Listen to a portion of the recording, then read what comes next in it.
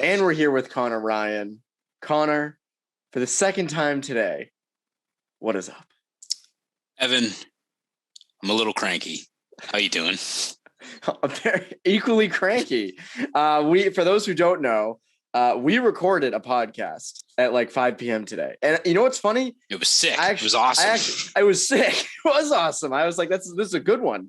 And I like those off-season ones where we look ahead, and people will hear it at some point or hear a version of it because we'll probably just like the lost episode. We'll probably just redo it like down the line. But around like 7-ish, 7:30, 7 on the dot. Evan, was it 7 on the dot? Okay, 7 on the dot. Time is an illusion at this point. 7 on the dot. Get the notification that Bruce Cassidy, head coach of the Boston Bruins, fired, relieved of his duties. And I said, damn it, we got to do a whole new podcast because I was like, we can't post a show Tuesday morning that just doesn't address this at all. We can't even do like, oh, we're going to talk about it for like 5 minutes, then do the rest of the show. I was like, we have to just do a whole new show. And thank you to you and for taking the time to redo this, basically. Of course, we can't have a story post and have a YouTube video up and just all the comments be like, fuck Evan and Conor for not talking about this. We can't have that. Bruce Cassidy erasure, they're over him. It's like Stalin back in like the 50s and the Soviet Union just scrubbing out guys. No, we're not doing that. We're addressing this head on. State-run media. Bruce Cassidy fired. A lot of thoughts, and we've had some time because we're recording this at like 10 o'clock. So we've had like 3 hours. You've written a column. I've read through tweets. We've thought about this, and I'm still shocked by it. I personally thought the comments made by Don Sweeney and Cam Neely at the end of the season meant he was on the hot seat. I heard some people say, oh, if Bergeron comes back, maybe they keep him. If they're going to rebuild, maybe he goes. I'm still shocked that this happened now. I expected this to come, not to happen, but for him to be on the hot seat next season after maybe, they tread water and it didn't work, or they try to retool and it didn't work. But the circumstances of this, and we'll get into this in this episode, don't make a lot of sense because judging from just the initial stuff, it doesn't seem like they're headed for a rebuild. It seems like they're going to try to run this back potentially. What is your initial reaction to this? Yeah, I think, as you said, shock. It's one of those ones, right, Evan, where it's shocking, and then you like reflect on it, like this was mapped out for a while. But as you said, I think the surprising thing was just the timing of it, because it was mapped out where, all right, the Bruins, a lot of their guys are injured. You don't know if Bergeron's going to be back. They're probably going to struggle out the gate. Cassidy's going to be on thin ice. That was telegraphed to us as soon as Cam Neely gave his post-game presser at the end of the season. But then to now just rip off the Band-Aid now, it's one of those things where a lot of times when you do that, it's to get the deed over with and start a new chapter, what have you. And you listen to you read the presser the Bruins released about Sweeney talking about getting a new voice in the room. Sure, right? Like the rationale, I guess, is there. But if you're a Bruins fan, do you have any confidence with, one, that they're going to make the right decision here, or two, what path it's going to be, right? Because I think there's only one way that you can digest Cassidy getting canned and look at it and be like, all right, I understand the rationale here of why they have to move forward. The only reason it would be is if they were blowing things up, right? If Bergeron's not coming back, we're not talking about David Krejci returning. If you're, dismantling the supporting cast, building around that next generation, looking to the future, and you're going out there and signing or, hiring a Jay Leach, Ryan Mougenel, are you looking down in the NCAA ranks for like a Nate Lehman or something like that? If you're doing that and you're building towards this next core and you truly want a new voice in there, I get it. It's not great that I think a guy like Cassidy, who has had a great run here, will get canned in that situation just based on how abrupt it is. But there's a method to the madness, I guess, if that's what the case is. I don't know about you, Evan. I don't feel confident at all that that's the path they're going to take, right? I feel like it's more whether it's trying to retool on the fly and you're looking at signing like a guy like Kadri and trying to keep this team afloat and doing stuff like that to try to keep this contention window open, or it's something that I think a few people have discussed, like John Buccigross hinted at it. I think DJ Bean mentioned it, that, is this a move to appease a guy like Bergeron? Maybe Bergeron, in the way Cassidy kind of conducted himself, ruffled a few feathers. Like, is Cassidy firing an agreement in order to get Bergeron back? Does it make David Krejci want to come back? Does Jake DeBrusk rescind his offer? Like, these are all things that maybe that's the case. And if that's the domino that had to fall, it's a pretty damning indictment on this franchise, right? Both in terms of, who's the first guy that's being put up on that firing squad, and two, what the best path is moving forward. Because let's listen, Bergeron and Krejci come back. Great to have a reunion. Always fun to get the band back together. Is that the best route for this team in terms of, getting a lesser coach in there just to get a 37, 36-year-old center back?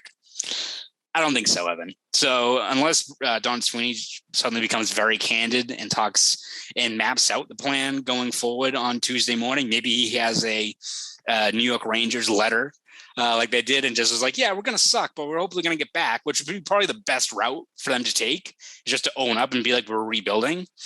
I think if you're a Bruins fan, you're left kind of wondering what the next domino is going to fall and, what's the next step forward. And if you're the Bruins and you're Bruins fans, I wouldn't feel too confident about this ownership group and this front office staff being the ones to make that call in terms of what the next move is for this team and what's going to be, without a doubt, a franchise augmenting offseason. See, if they were rebuilding, and as you mentioned, it would make sense to can Cassidy, get a new coach in there. It would also make sense to get a new general manager in there, which they are not doing, which is why I don't think they're rebuilding. Because if you were rebuilding, you would get a new GM, new coach, and you restart you don't just rebuild the dressing room, you rebuild the front office too. They are not doing that. At least that's not what it seems like. Again, going off John Buccigross's tweet, where he, posts pictures of Rick Tocchet and David Krejci and Patrice Bergeron coming back. That's what it feels like is going to end up happening. And, I keep going back to this. I keep having this thought with Krejci specifically, right? Like, if Krejci had those comments where he was kind of going at Bruce Cassidy when he went over to the Czech Republic for not letting David Pastrnak play with him, right? And I get it. You wanted to play with your buddy. I get it. You didn't have sufficient line mates. But whose fault was that? Like, if David Krejci comes back to Boston, if part of that is because Bruce Cassidy is gone, how do you feel about Don Sweeney consistently giving you like crap line mates? That's the other part of it that I just can't wrap my head around. Like, where is the anger there? And I also just, again, I'm not surprised. As I've thought about this more, I'm not super shocked if they try to get the band back together, even though it went so poorly with Tuukka Rask, right? Even though it went so bad with Tuukka Rask, it legitimately could not have gone worse. It makes sense from an ownership perspective. They want to make the playoffs. Their best bet in the most cost-efficient way is you bring David Krejci back on a super team-friendly deal that he'll probably take.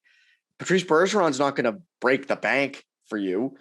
So you got Bergeron and Krejci down the middle. Is it the best 1-2 punch down the middle you could have? Probably not, considering Krejci is 36, coming off a year in hockey that is not as good as the NHL. And Patrice Bergeron, by the way, is going to be 37 next year. Again, I still expect him to be good. I'm not saying he's going to be bad.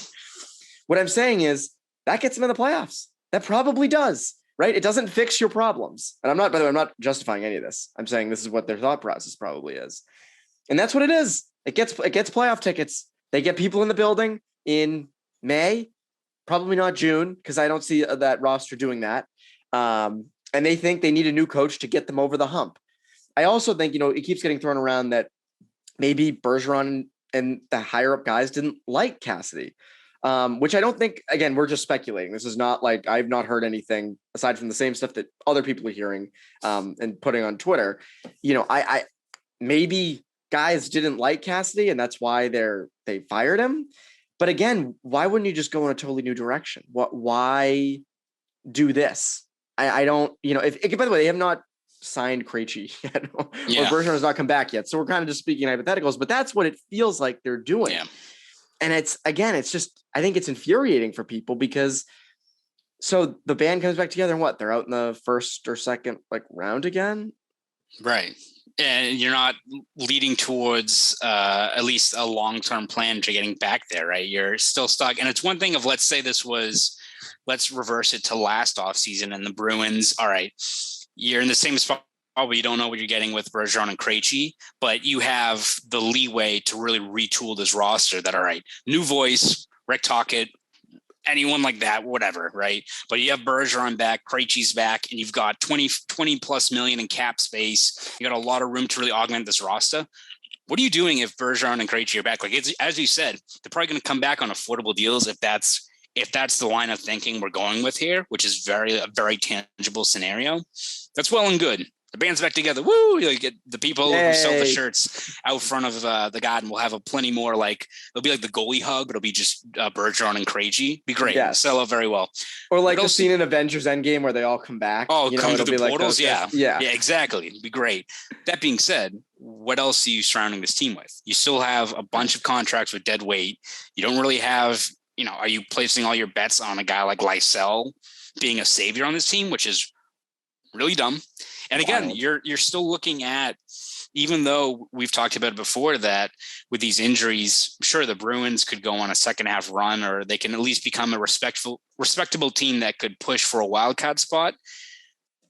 Bergeron and Krejci are not coming back to a team that's prime for a contention run, right? Like they're coming back to a flawed and injured roster that Cassidy spun gold and made chicken salad out of chicken shit with for years. Yes. He's not there now. So it's one of those ones where you try to read the tea leaves and you try to point out the line of thinking what the Bruins are doing and trying to get the formula down. And then you just stare at the chalkboard and you just wipe it all away, because it just makes no sense. In terms of finding the rational logic between what they're thinking of here. The only one that the only path that makes sense is a rebuild with a young coach and acknowledgement that things aren't working and you have to shift gears. Kind of look at the Celtics getting Ime Udoka and moving Brad Stevens, who realized it wasn't working, and shifting that mindset. Again, they had a good core to build off of, but a lot of the change that needs to be made from an organization usually comes from ownership and front office acknowledging that at the top changes need to be made. Bruins, they're focusing on a coach who, again, made the most of a flawed roster and gave you a lot of success, and now you're stuck with probably a lesser coach with the same mindset of trying to contend with a team that isn't getting any younger. That's for sure. Oh, Bruce Cassidy's face is square in the bottom of the bus. I mean, he could not have got thrown under the bus any more than he actually did. Kevin Paul Dupont had a great headline out there that was Bruce Cassidy got punished for doing his job better than others, basically. I don't have the headline right in front of me. I should. I want to read you a quote from Cam Neely it was a couple weeks ago. There's some of that. There's no question, players being afraid to make mistakes, especially younger players, because you hear about it. I was one of those players. I had to learn and grow. I heard about it too when I made mistakes as a younger player. You can't worry about not getting back out there. I think that's one of the things we have to change. When younger players make mistakes, they're worried they're not going to play the next game. Well, that game is still going on.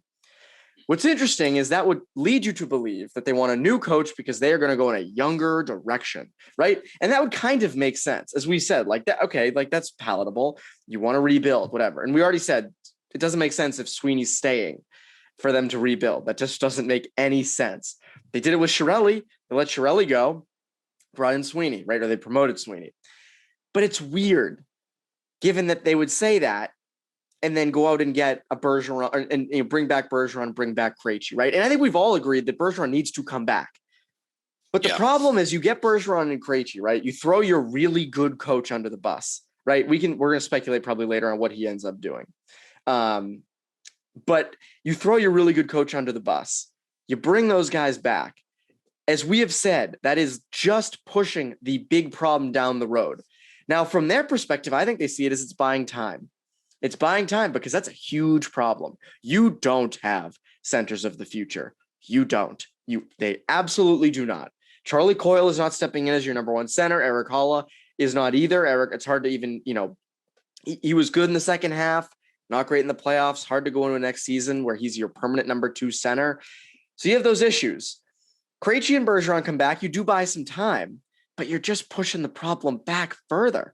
And again, I don't think unless you surround them with top tier talent, which you do have a solid core to build off of, but I don't see that crew as currently constructed. Even if you just slot in Bergeron and Krejci, I don't know if I see that crew beating the Lightning, beating the Panthers. Like I just don't see it. But again, it goes back to ownership just wants to make the playoffs. So again, I don't know if you're seeing something different with this or what. But just going off that, the quote none of this makes a lot of sense. Yeah, no, it's what it is. It feels like just talking points and excuses for how to account for firing Cassidy, right? Because I think at the end of the day, it's just trying to retool and, as you said, get those playoff gate tickets. Because listen, like, is Cassidy going to get off scot-free about some of the shortcomings of the franchise? No, of course not. There's stuff that has been mapped out, has been well documented, whether it be kind of stubborn with the lineup in years past. You can talk about, again, I think the media probably loves how candid and upfront he is. I'm sure it ruffled some feathers of guys in the room, of course. Jake DeBrusk quite literally requested a trade, and part of the deal was he did not like Bruce Cassidy. So, there's that. There's and again, what Neely said about, giving some of these younger players a short leash. Yeah, that's the case. The difference, though, like Cam Neely said in his, he's like, I was a young player as well, and I went through that. Difference is Cam Neely actually became a very good NHL player. And the guys that we're talking about right now have not proven yet that they are capable, everyday, legit top 6 talent. And Trent Frederick is going to become Cam Neely. People forget. And it's one thing where it's like, has Bruce Cassidy never committed to a youth movement, or has he never given young guys a chance? I don't know. Let's see. In 2017-18, when they needed young guys in there, Cassidy put Anders Bjork on a top line with Bergeron and Marchand, and he put Jake DeBrusk next to David Krejci and didn't move him for about 3 years. Sounds like committing to a youth movement. Seems like putting guys in a good spot. He put Dan Heinen in the lineup, who, much to the chagrin of some Bruins fans, and kept him in there for a long time. And then Don Sweeney eventually traded him away for Nick Ritchie, who ended up sucking. That's kind of shocking too, isn't it? It's almost like you kind of poke logic. It's almost like it's a hastily put together Christopher Nolan script, in which if you don't pay attention to it, the logic kind of makes sense. And then you take a step back, or you leave the theater, you get in your car and you're like, wait a second, that didn't make any fucking sense. How did he know? It's one of those things. Where I understand where the Bruins are going to come from it in terms of the rationale of moving on from Cassidy, but you inject any logic to it, doesn't work out, does it, Evan? How about Charlie McAvoy being the top power play guy and stepping in top line minutes against the Senators in 2017? I always go back to that. That's a kid who was fresh out of college, just stepped in. Granted, they were depleted as hell, but still, they could have went with a veteran guy from Providence or something like that. I also have this takeaway from this, right? And maybe we'll hear about this in the future. Maybe we won't. You wonder how much Bergeron had a say in this, right? And I'm also curious how the exit interviews with players went. Did guys say, hey, look, I don't feel I'm getting a fair shot with Bruce, right? Did enough players say that? Did David Krejci say, I will only come back if Bruce Cassidy's not the head coach? It's a valid question to ask. Did Bergeron say this? Did Bergeron say a similar thing, right? We thought all along that if Bergeron was coming back, Cassidy would come back. But maybe that's not the case, right? Marchand has been, we've always known Marchand is like Cassidy a lot. Not saying Bergeron doesn't like Cassidy a lot. But I think the praise with Marchand is always kind of, or not the praise, but Marchand's kind of sung it a little bit more in past years. But if that's the case, right? If they're letting the players call the shots, that's not great. Because I will say this, right? You look back to the Tuukka Rask thing, and I'm not saying that was all players, but they clearly all were very in favor of having him back. Sometimes you don't want players making the decisions. And that's not to say that they're dumb or they're incapable of making decisions, because they're in there. They know it. But at the same time, you have guys like Sweeney who are on the outside of the dressing room making those decisions. That's the point. So if it's Krejci and Bergeron calling the shots, that's not great. That's not great. Not great for the future. No, that's not what you want. It's not what you want, Evan. No, again, if you're looking at trying to build a sustainable plan forward, it's all for, as you said, there's a rationale behind getting guys like Bergeron and Krejci back if it's serving as a bridge, and you at least have a contending team or semi-contending team for next year, and then you have that clean slate in 2023 and a lot of contracts come off the books. Makes sense. But now, you're already one foot in the door in terms of like uprooting, doing massive changes to this team, right? You took off a established coach who's made the playoffs every year. He's been at the helm of this team. Like, you're lessening your team right now and going into an uncertain future with no idea yet, at least that we don't know, in terms of what the next step is. And again, like, we'll see what happens on Tuesday morning when Don Sweeney talks to us. Like, if he goes out, we're just like, between the injuries and the situation we're in, we're looking at getting younger and rebuilding. And a goal is to not be in this position for a long time. And if we can free up cap space and develop talent and be right back at it and have this young core in place, we hope to be back in 2 years. You know what Bruins fans I go with? Okay. Yeah. All right. Like, still probably not happy because it's a passionate fan base. It takes quite a bit to appease them. Right. But there's rationale. They love Bruce. They love Cassidy too. But there is a rationale and a plan in place there. If it's, we're going to explore all of our options and we'll see what happens. And which means that they're going to see if Bergeron and Krejci want to come back and try to run with it. I don't know what to tell you. I don't know how, if you're a Bruins fan, you look at that and have any hope towards the future beyond maybe some fun, nostalgic moments of Bergeron and Krejci back, trying to carry a roster that needs massive changes elsewhere all across the depth chart. I mean, it's, again, even if like the Bruins stunk next year, if at the end of the tunnel you see a top 5 pick, you see more cap space, the ability to, sign other free agents with what you would imagine would hopefully be other GM or someone else running the show, then there's hope. There's excitement. We talked about in the podcast that will never be released now. Yes. About, as daunting and as risky as it is to go into a rebuild or to place your faith in the draft and prospects. In 2015, before those picks were announced, there was a general buzz around the team, right? In terms of, all right, we still have this core in place. We have Bergeron, who was 29 at that point. We have a core, and now we have a bevy of prospects that we can build around. Look at all these guys in that draft. There's excitement that comes with, yeah, exactly. But there's a general excitement that comes with that if you have a plan in place. But yes, right now, what is the next step? And right now, I don't know how you can go into the immediate aftermath of Cassidy getting canned and view it one set avenue the Bruins are committing to right now. They've got a lot of options they can take. And I think there's only kind of one that should maybe slightly appease Bruins fans in terms of the rationale for moving on from a established great coach like Cassidy. Yeah, he's going to come out on Tuesday morning and be like, yeah, we're going to bring back Tuca and see if Z wants to come back. And Quater's been saying he wants to suit back up again. We need some toughness. And Kells, he's coming off the bench. He's going to be, assistant coach, player. This isn't like Avengers Endgame. This is like, remember that movie, The Expendables, where it was like 70-year-old Sylvester Stallone, like punching like Stone Cold Steve Austin. That's like what this will be. Yeah. It's not Endgame. This is, or The Irishman, where they had all the older De Niro just kicking. Everybody. Yeah, exactly. Like It's Sean Thornton fighting like Mason Marchment. Yeah, that's not what we want. That is not what we want. So it's not great. It's funny. I have a thought that's gonna piss a lot of people off. And it came to me today because, Monday is a 3-year anniversary of something. Some people might know this. Monday, I sent this to you this morning, actually. It's a 3-year anniversary of Nola Chari being tripped in Game 5. And my first thought when the Cassidy news came out was, if things went differently 3 years ago today, if there was a tripping call called on that play, he might still be the coach. That was just a thought I had. It was a thought I had in my head, right? If they win the cup in 2019, that's all I'm saying, right? If that call goes the other way, it's going to piss a lot of people off. But that I just couldn't help. I couldn't help but just give that thought. That was just, it came out. I had to say it.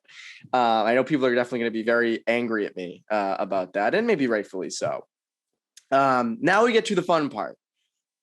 Who's out there to replace Bruce Cassidy? I'm going to name the list of coaches, right? Who are free agents / who could maybe replace. So some notable coaches who were let go, who are now on the market.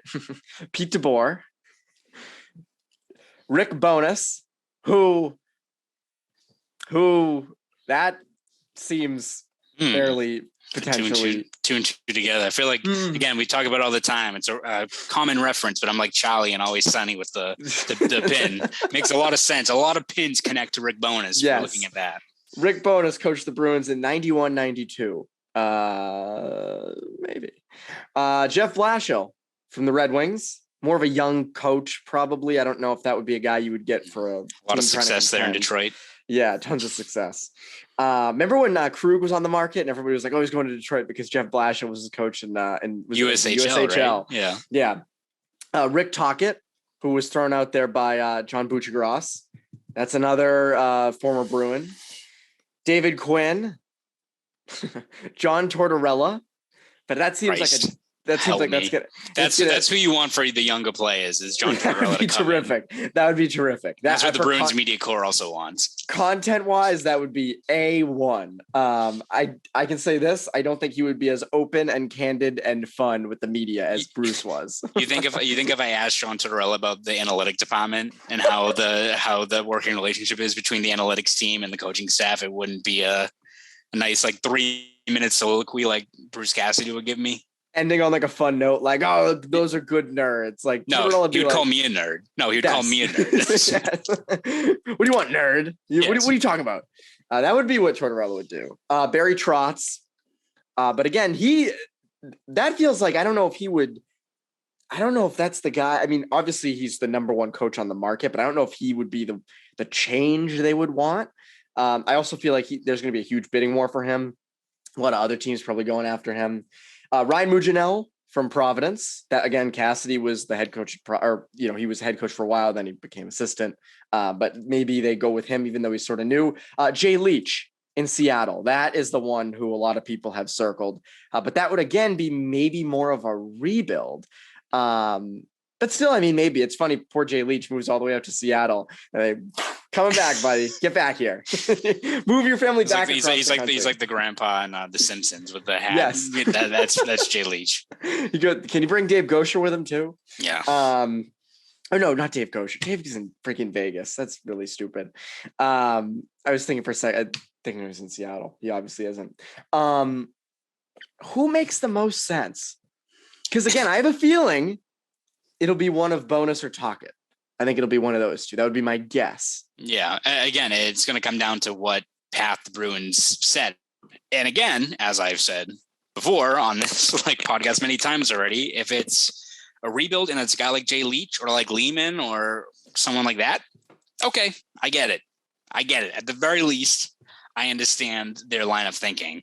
If it's Tocchet or Pandolfo, yeah. If it's or it's like Quinn, it's like that's like the ultimate me being like, they need more be you guys. It's like the monkey paw of no, we'll fire Bruce Cassidy. Are you happy then? I'm like, no, that's not what I was asking for. But yeah, but if it's a situation like that where it's a younger coach and it's embracing that rebuild, sure.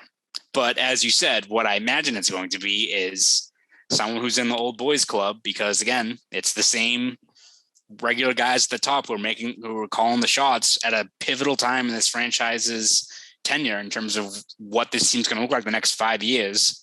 Again, it's just frustrating because I think for Bruins fans who are so committed to this team in terms of, wanting this team to thrive and being happy for, another year, maybe of Bergeron and Krejci and how great that will be. But let's look 5-10 years down the line. Is 1 year of having those guys back together worth 10 years of mediocrity, 10 years of getting the 12th overall pick and trying to swing for the fences on that?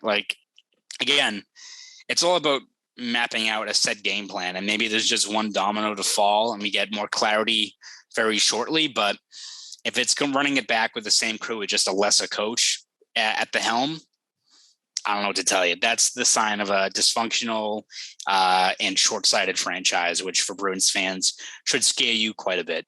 And by the way, Rick Bowness, and this is no disrespect, but Rick Bowness with Dallas got them to the Stanley Cup final in the bubble, which is that's a whole different type of thing. But he did get them there.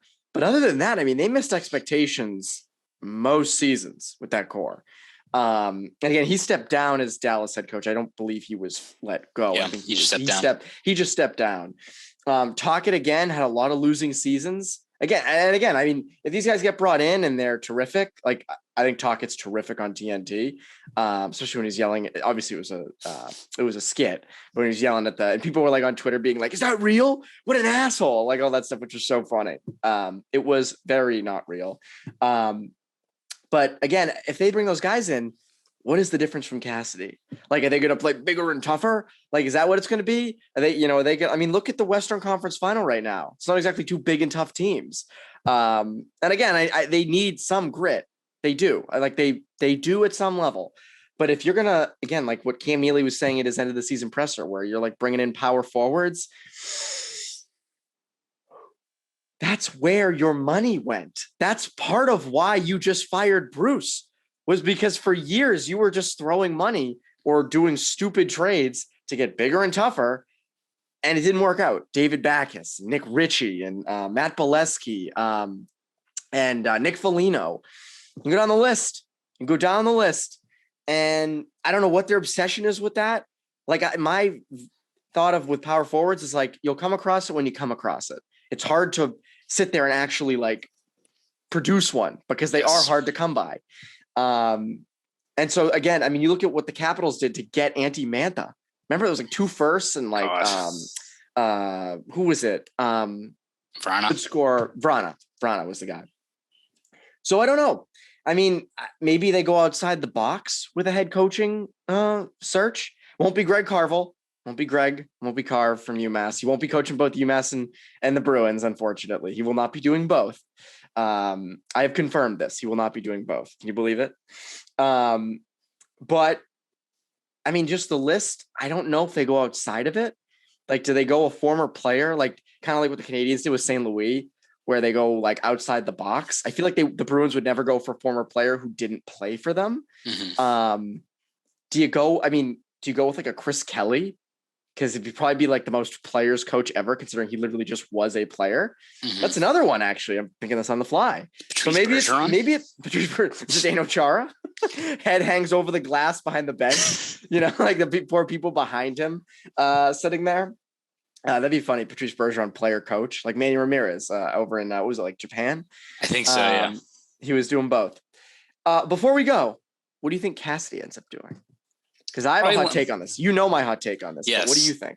I imagine, considering the number of other coaches who have been let go with the bevy of opportunities out there, I bet he goes somewhere and does pretty damn well for himself, whether it's maybe a team like Vegas, which, by God, that team, that's one where I could see him going out to like Vegas and them just running it back and like having a great run and him lifting a cup in like 2-3 years. And we'd all get to sit around here going like, imagine Bruce with Eichel here. Yeah. Oh yeah. Shocking. Right. So I imagine he finds a spot very soon, but whatever path he takes, again, I think you've seen it on Twitter quite a bit from, especially people in the media, getting the chance to cover Cassidy, super genuine guy.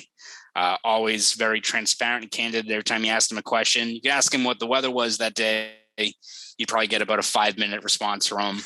As someone who's, loves hockey, he's covered it my whole life, learned a whole lot more just from, listening to him talk and break down the game. So very, very smart, genuine guy. So I think whatever he does, he'll probably have a pretty fruitful career in whatever kind of path he ends up taking. So I will jump off that with you. I completely agree.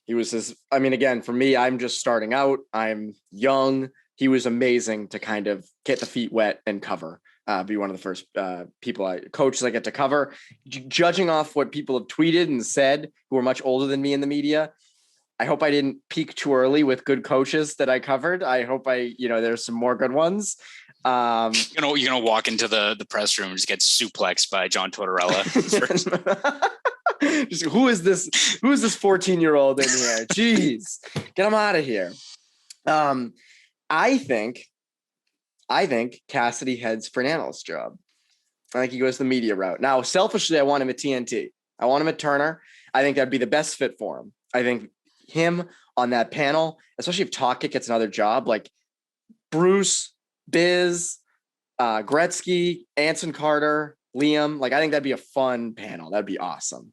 And Bruce would fit like perfectly in there. But ESPN's in Connecticut.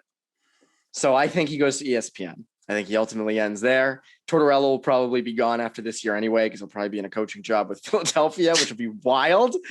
I think Cassidy goes to ESPN. It's close enough to home. You don't have to uproot the family, less stress, more fun, maybe kind of a lull between coaching jobs.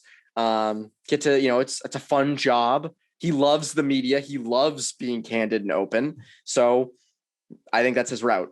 Maybe long-term too. I mean, again, I think he'd be a terrific coach with Vegas. Chicago's been mentioned a bunch. Yeah. Which again, I don't know if that makes a ton of sense considering they're probably going to rebuild. But again, I know he got drafted by them and everything, but that's my take, is that I think he goes to ESPN. And I have zero insider information on that. That is just like my hunch. Makes location sense. He loves the media. So we'll see. We'll see. But yes, shocking that this has been, that this is what happened, at least right now. But Conor, what can people look forward to from you over at Boston Sports? Because you, my friend, are not going anywhere. I am not, Evan. No, there's not a lot to report about these days. No, of course. We'll have you covered. Nothing going on. We'll have you covered every step of the way with Don Sweeney's press conference, with potential coaching candidates, next step for the Bruins. All that good stuff will all be over at bostonsportsjournal.com. So please subscribe at BSJ. Want to follow me on Twitter? You can do that at ConorRyan_93. Go do all that. For CLNS Media, I'm Evan Marinofsky. You Bruins beat listeners, have a great rest of your week.